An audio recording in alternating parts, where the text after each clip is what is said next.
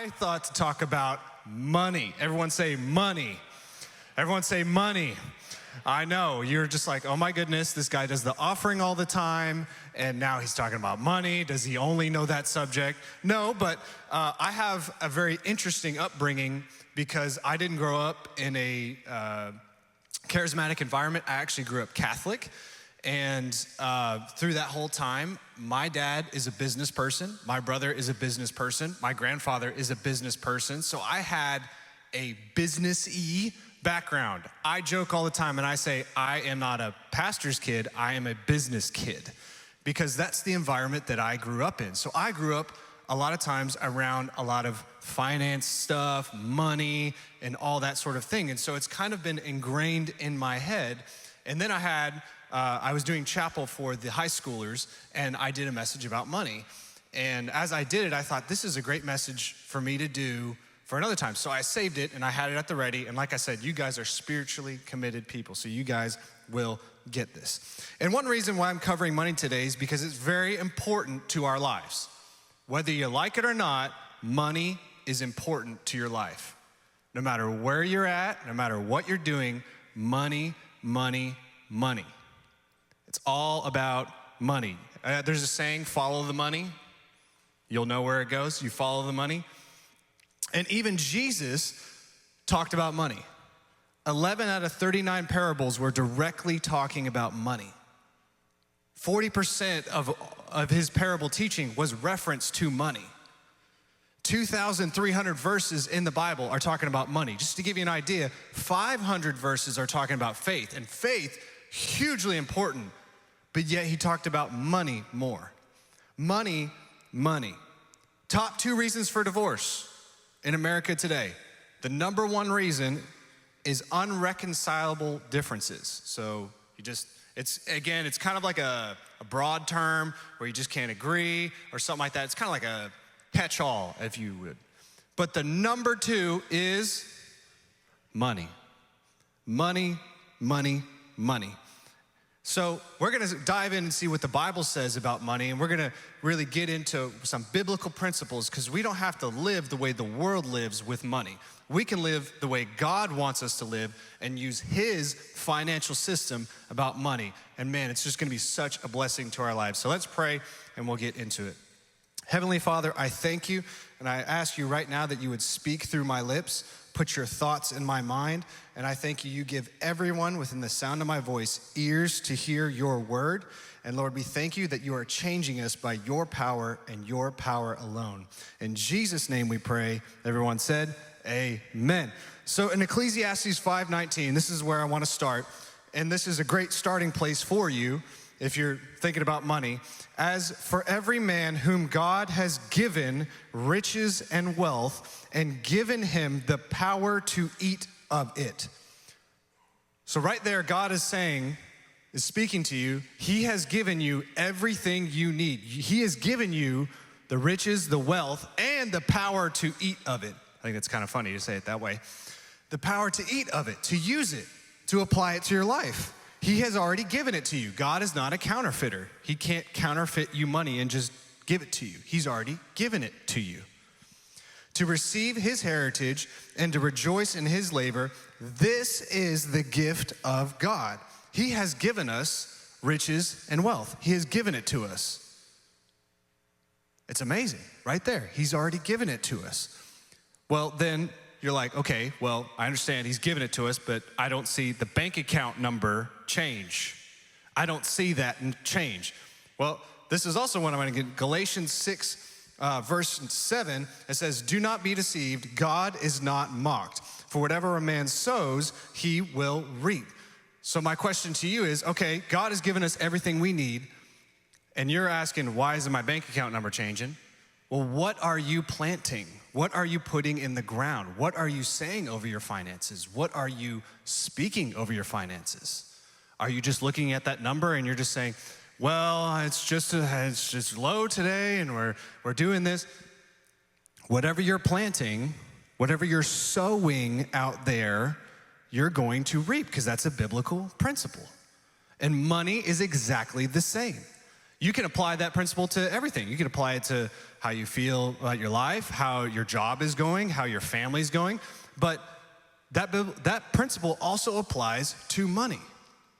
Because God has given us everything we need down here on earth. He's given it to us. So what are we sowing? What are we speaking over it?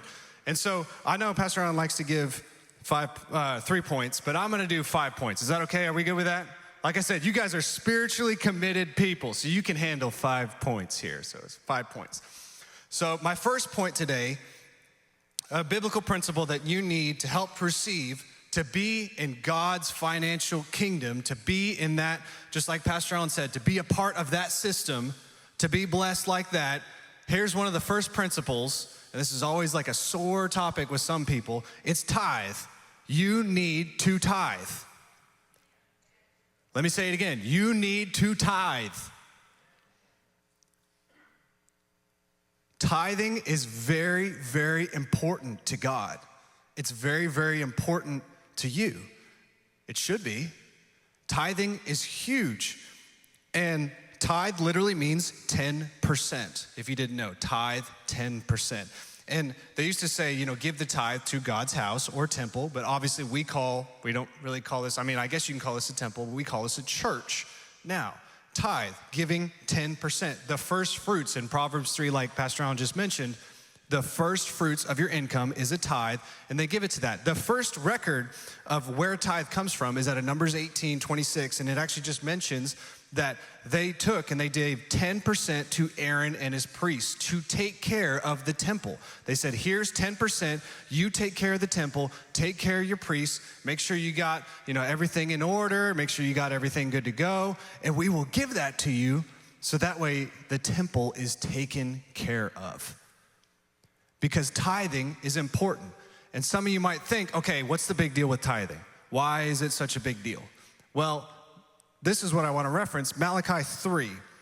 And some people use this verse, let me just say this up front. Some people use this verse as a clubbing mechanism. But let me just read the verse because it's a promise. It is a serious promise to be a part of God's financial system. So I'm just going to go through the verse really quick and we'll come back to it. It starts in verse 8. Should people cheat God? Yet you have cheated me. But you ask, what do you mean? When did we ever cheat you? You have cheated me with tithes and offerings due to me. You are under a curse, for your whole nation has been cheating me. Bring all the tithes into the storehouse, so there be enough food in my temple if you do, says the Lord of heaven's armies. But here's the thing. You're like, oh my gosh, the curse and all that sort of stuff. Here's the promise right here. Here's what I want you to focus on. I will open the windows of heaven for you. I will pour out a blessing so great, you will not have enough room to take it in. Put me to the test. Who's talking? Put me to the test. You tithe, you bring it in, I will open up the windows of heaven. You will not have enough room. The bank account will be overflowing. You'll get a call being like,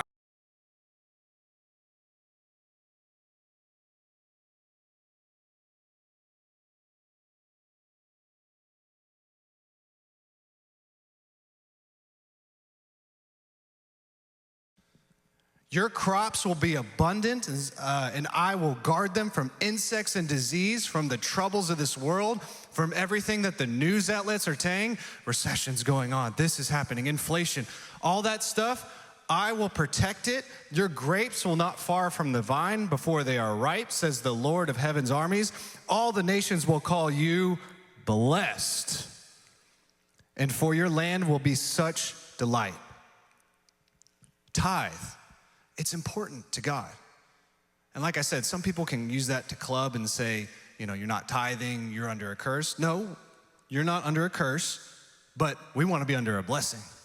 Because Jesus came, he got rid of the curse.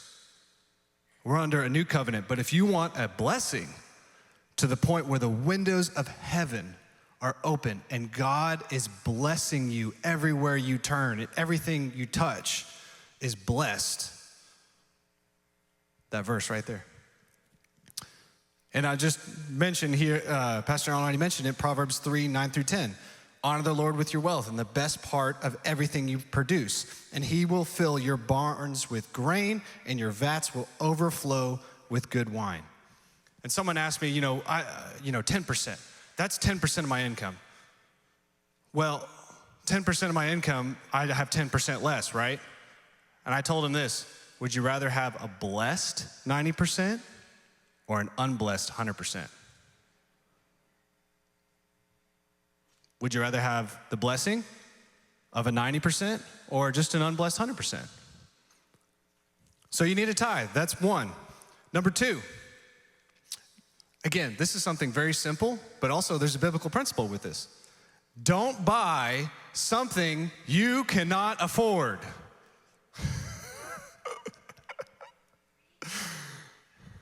Let me say that again, because some people, they don't get it. Don't buy something you cannot afford. I have an amazing family, but every family, as Pastor Allen says, has nut trees and flakes. And I have a brother-in-law, and he was dating this girl. They were young. I think they just finished high school. Something like that. They just finished high school. And they were going into the mall, and they were going into, I don't remember if it was Sears or something. It had a jewelry department. It had one of those little jewelry departments. It was JCPenney, I think. And they had a jewelry department there, and so as you're walking, and it was located in the entrance to the mall, and so you had to walk through JCPenney to get to the entrance of the mall.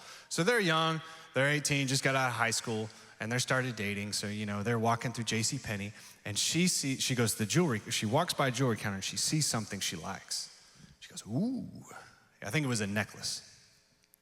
And of course the jeweler comes over, oh, do you like this piece? Yeah, I like that piece. And so, the boyfriend comes over and is like, this piece. Yeah, let's pull it out. Let's have you try it on. And so she tried it on, and she was like, ooh, this is nice. Okay, how much is it? Oh, it's $70. It's not that bad, right? But when you're coming out of high school, don't really have that much to it. And then they were going to the mall. They were planning on getting other things. And so she thought, oh, I don't have the money.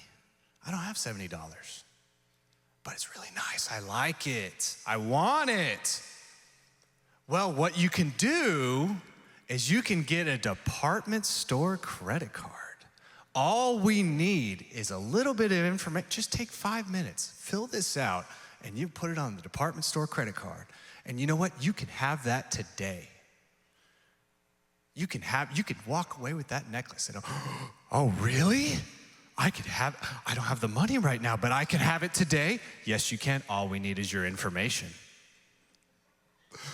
Okay, that sounds great. And so she filled it out. She got a department store credit card.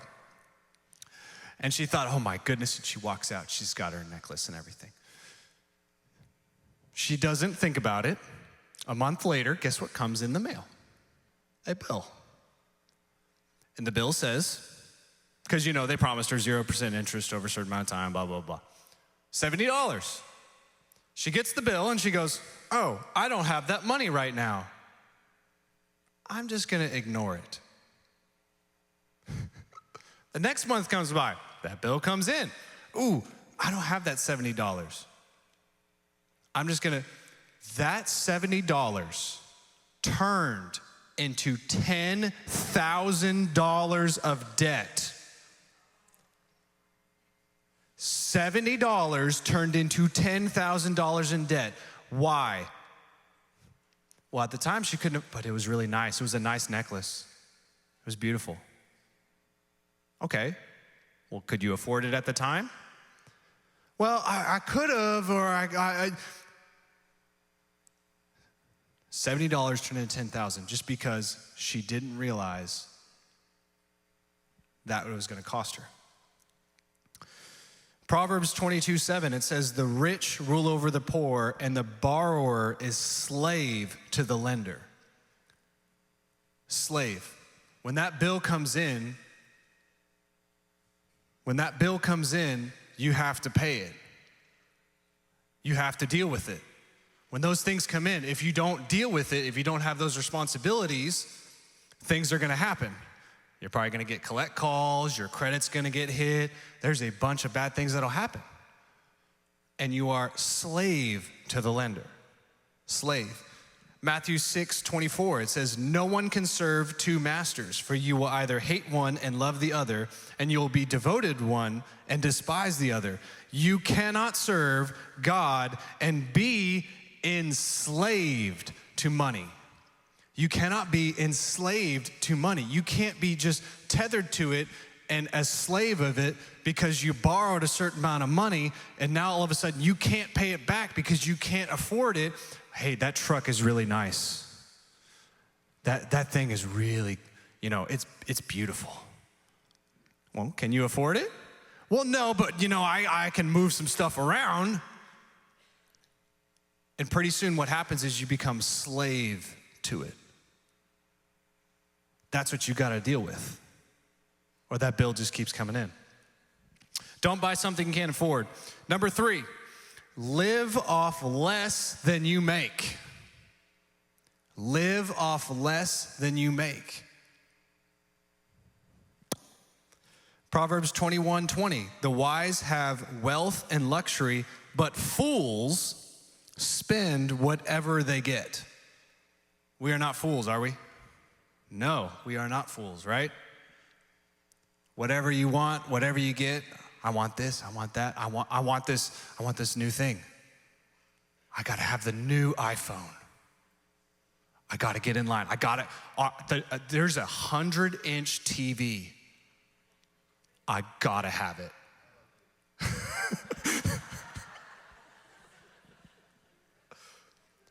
Well, I don't have a problem with that, but are you just spending it just to spend it?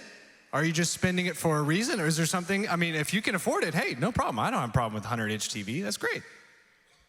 But if you just spend it, the money comes in and you're just like, I got money in the account, let's go shopping.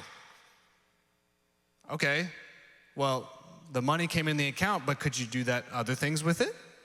Could you maybe do something over here with it? Could you save with it? Could you do this with it? Could you save for your kids' college fund? Could you save for the new addition you want to your house? Could you save for the paying off your car payment? Could you save for paying off this debt and college debt or whatever? Well, yeah, but I could just spend it on something.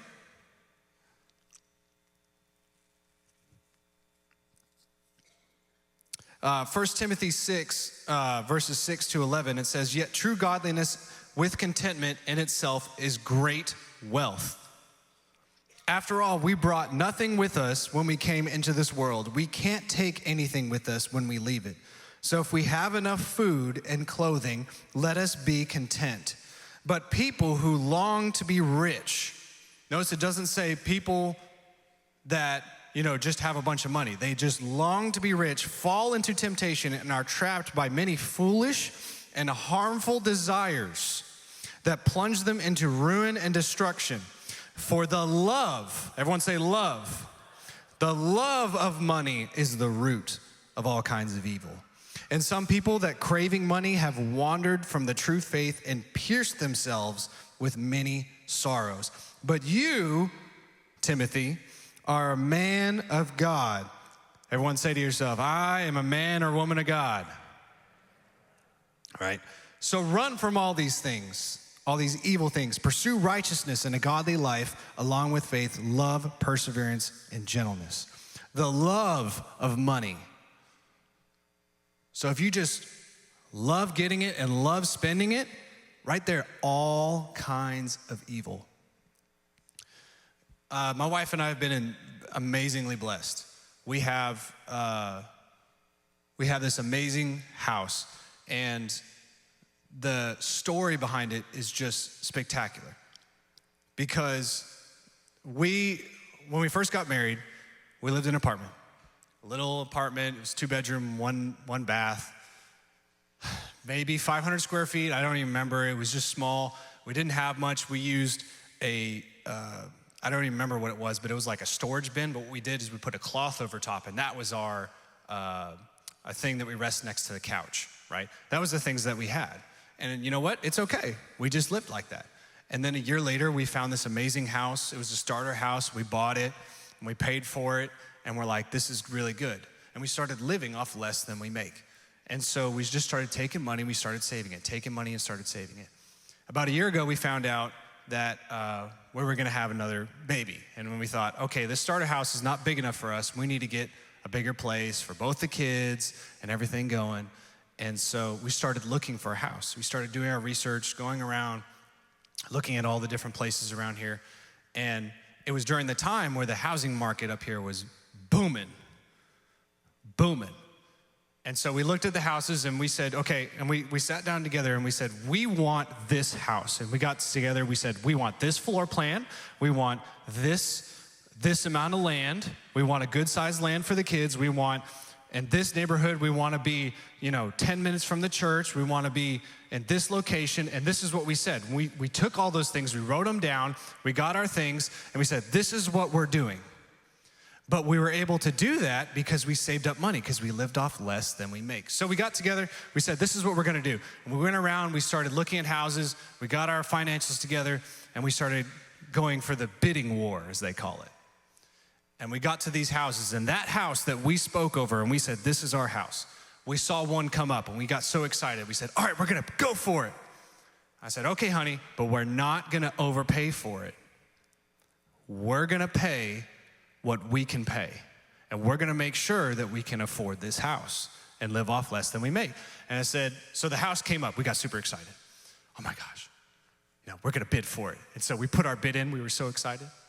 And then it came back and they said, well, your bid's been declined. And I said, oh, okay. Oh, why was it declined? Well, someone bid more than you. Okay. If you don't mind me asking, how much? $100,000 more than the house is worth. All of a sudden, my heart was like, wow, that's a lot of money. We can't afford that. And it was just booming. And then another house came up, we bid for it, we didn't get it. Another house came up, bid for it, we didn't get it. And so we got together and we said, oh man, I don't know if we can get a house. And we said, you know what? We said we would get this house. We said we would have, this. And we got everything. I mean, she had the countertops. She said, I want these countertops, I want these cabinets, I want this flooring, I want everything. She had it all laid out. She had it all written out. And we had spoken over and said it. But the main thing is I said, I will not overpay. We will not overpay for a house. So then a house comes up. And it just so happens, it's exactly the acreage and the siding and everything that we wanted.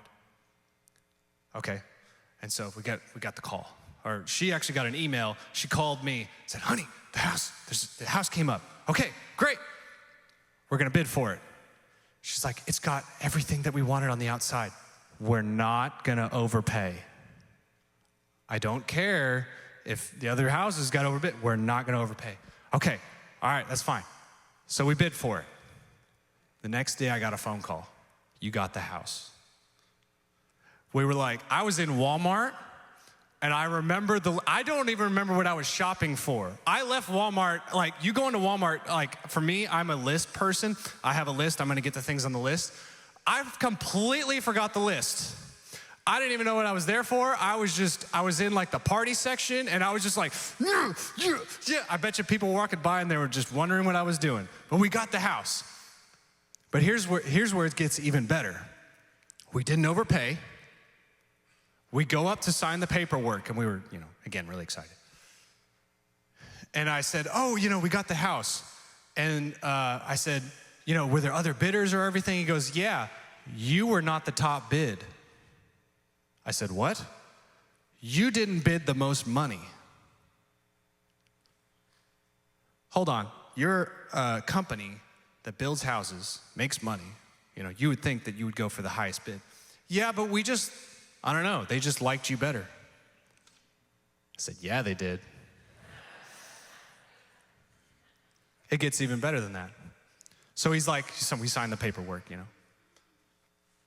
We didn't overpay for the house. We got what we wanted. He said, do you want to see it? Because we didn't know what was on the inside.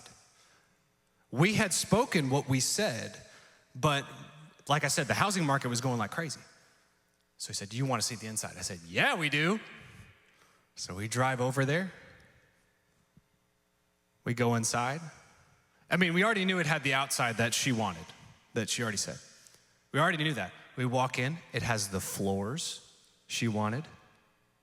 It has the countertop color she wanted. It has the cabinets that she wanted. It had the addition on the kitchen that had a laundry room, the laundry room sink. So we have a laundry room sink to wash, all the dirties, all the other stuff.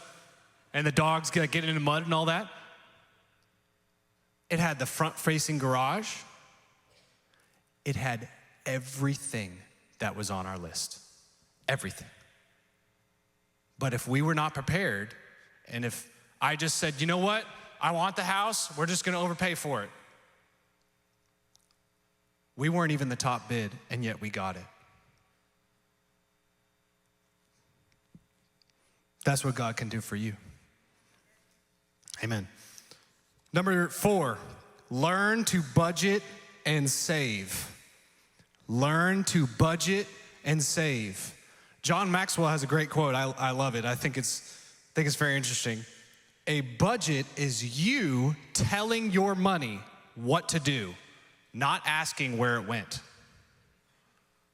A budget is you telling your money what to do. When you say, you are gonna do this, you are for groceries, you are for gas, you are for this, but you need to learn to budget. In Luke 14:28, it says, is there anyone here who plans to build a new house and doesn't sit down first to figure out the cost so you'll know that you can complete it? If you only get the foundation laid and then you run out of money, you're gonna look pretty foolish, right? You're gonna look pretty foolish. Everyone passing by will poke fun at you. He started something he couldn't finish. You need to have a plan. Money is the same way. You need to have a plan. We call it a budget. You need to have something that is orderly for it. A football player doesn't arrive at the Super Bowl, just comes off the bus and says, all right, I'm ready to go. Who's that guy? Oh, he's just Joe. We know him from down the street. Did he play any football? Well, maybe with his friends. Did he play high school? No. Did he play college? No. Did he train? No. Is he part of the team for it? No. He just showed up. Do you think that team would let that person on the team for the Super Bowl? No. And I love sometimes when the reporters, they go up to the coach, right, after the Super Bowl. Coach, you won this game. How did you do it? And you never hear the coach say, I don't know. We just got lucky, I guess. We just threw the ball and it happened. No, they have a plan. They go over plays. You see those players that are in the Super Bowl, you're looking at decades of work, training, of going to high school, going to college, getting recruited, training, looking at plays, researching plays, rehearsing, practice, other games, playoff games. You are seeing all of the fruit in one game there. But it didn't start at that one game there. It didn't even start a week before. It didn't start a year before. It started 10 years before. So with our money, we have to be intentional. You have to budget. You have to put things in place. You have to be like, okay, this money's going over here. This money's going over here. And it may not happen instantly, but what will happen is your money will do what you tell it to do. Your money will go where you tell it to go. And then all of a sudden, you will see the rewards and people will look at you and be like, wow, you're doing really well off. You got a new thing built? Well, yeah, I saved for it. You got this thing in this backyard? Yeah, I saved for it. You got a new truck? Yeah, I saved for it. You got that 100-inch TV? Yeah, I saved for it. You budget and you save. You don't want to be like that guy that it says in the Bible where it's like, I'm going to build this new house, and all of a sudden he doesn't count the cost. He doesn't think about the cost of concrete. He doesn't do this. He doesn't do his research, and all of a sudden he lays the concrete down and he's just like, I ran out of money. That seems pretty silly, foolish. Number 5, this is the last thing. Give. Give.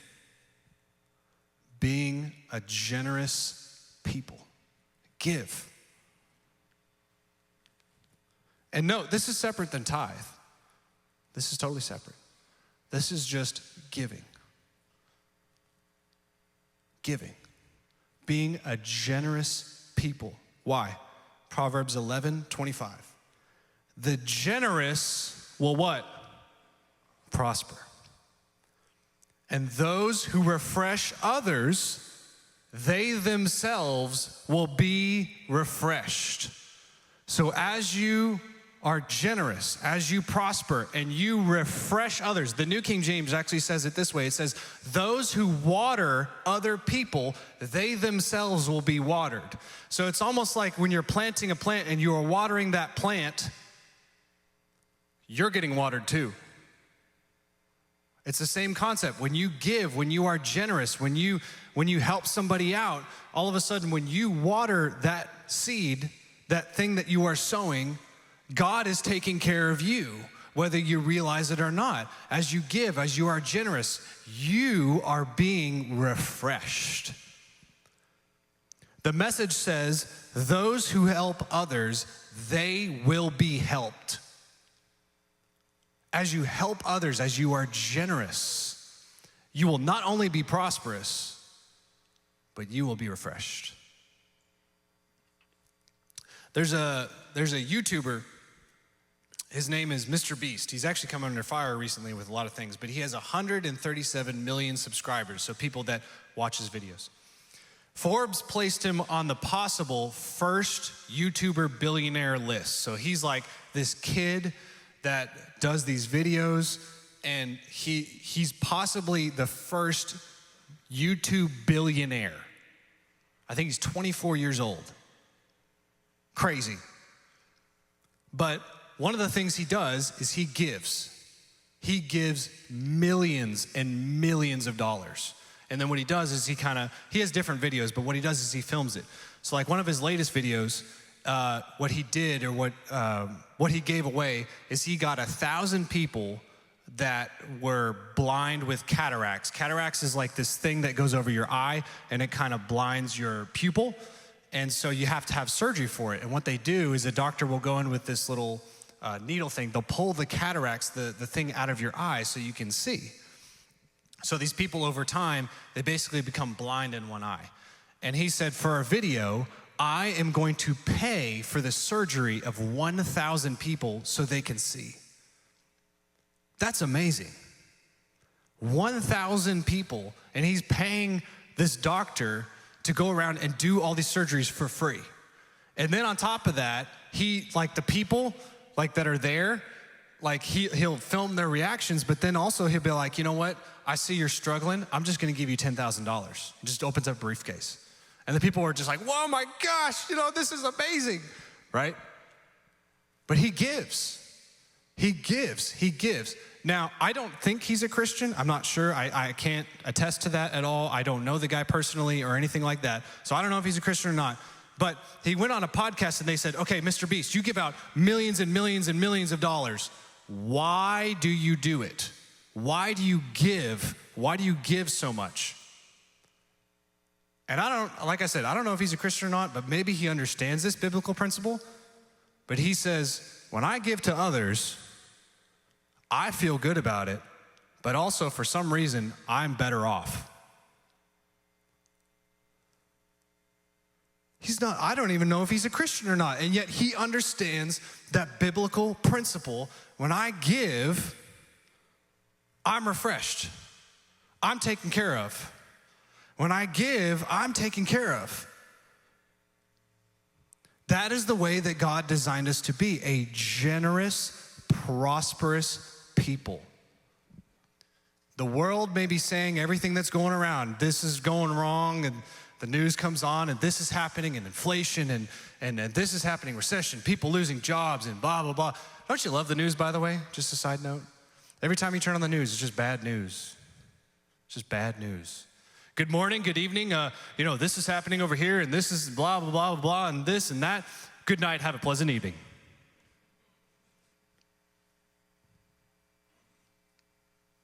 That's not our economy. That's not where we live. We live in God's economy. We live in God's economic system, and that's where we need to be. There may be a lot of things going on in the world. Things may be crumbling all around us.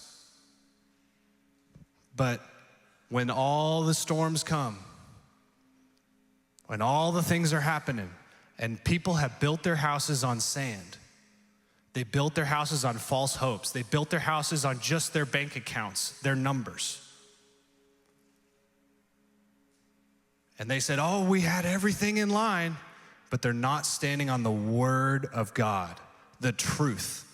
They're not standing on that foundation. When the storms come and knock it over, the storms are gonna come. That biblical principle, the storms are gonna come, things are gonna happen, but you will be firm.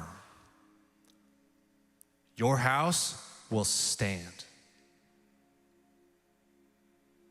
Things around you will be supernaturally blessed because you're obeying God. You're obeying that biblical principles. You're tithing. You don't buy something you can't afford. You live off less than you make. You don't just spend it.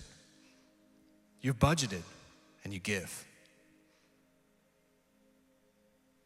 And when all those things are around us, all those things are happening, so-and-so did this, so-and-so lost his job. It's horrible. But we're gonna stand firm. This may be going on around me, but I am standing on the promise of God. And he said he will take care of me. He promised. I will open up the windows of heaven to you to the point where you cannot contain.